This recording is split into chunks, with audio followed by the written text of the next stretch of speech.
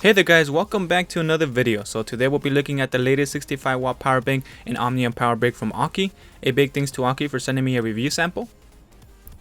We'll take a look at the 65W power bank first. So the power bank comes with a nice carrying pouch, and this will keep your power bank protected from getting scratched.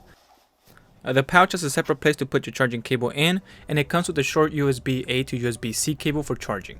So besides that, Aukey also included a key sticker in there, and you will find the user manual in there as well. The power bank is big, but that is because it has a massive battery capacity of 28,600 mAh with a 99.16 Wh rating. Compared to my Xiaomi Powerbank Pro 3, it looks big, but when compared to my girlfriend's Rapid Power bank, it looks huge. The Aukey Powerbank has a good build quality. It has sort of a matte finish and glossy front and back. It's a heavy powerbank weighing in at 595 grams, which is equivalent to 1.3 pounds. Now taking a closer look, the powerbank has one USB-A port that has a maximum output of 18 watts, and it has Quick Charge 3.0 support, and it can output these voltages that I will put in the video as text, and has a low current mode so it can charge devices such as wireless earbuds, smartwatches, and so on.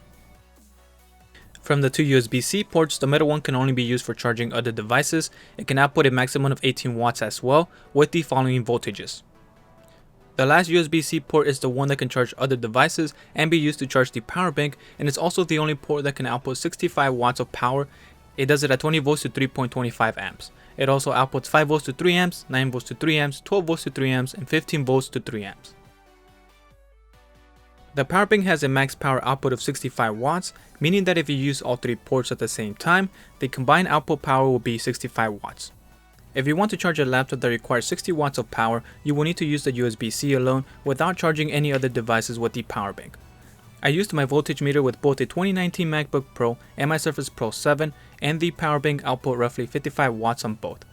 So the Aukey power bank did an excellent job at fast charging both of them. The power bank did get a little warm to the touch at times, but mostly stayed relatively cool. The Aukey power bank charged a MacBook Pro to 100% and left the power bank with 1 bar. When I fully charged my Surface Pro 7, it left the power bank with 2 bars, so that's awesome. The Aukey power bank is great if you're always on the go and need to keep your laptop charged and other devices. You can continue working without worrying about running out of battery soon. It's big and heavy, but it's packing a load of energy, and this power bank won't be for everyone because of the size. Aukey does offer smaller power banks that only output 18 watts in case you just needed to charge your phone with. The power bank can take in as much as 45 watts, so you can expect this to charge in about 7 hours and a half when giving it the full 45 watts of power. You can still use a typical 18 watt phone charger, but it will take about 12 hours and 30 minutes to fully charge it.